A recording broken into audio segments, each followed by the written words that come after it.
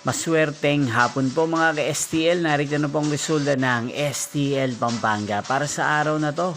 Second draw, March 9, 2026. Araw ng Lunes. Naway ang mga natayaan nyo pong mga numero kanina ay manalo nawa ngayong hapong ito, 4 PM. Kaya't kunin nyo na po ang inyong mga ticket. Narito na po ang resulta.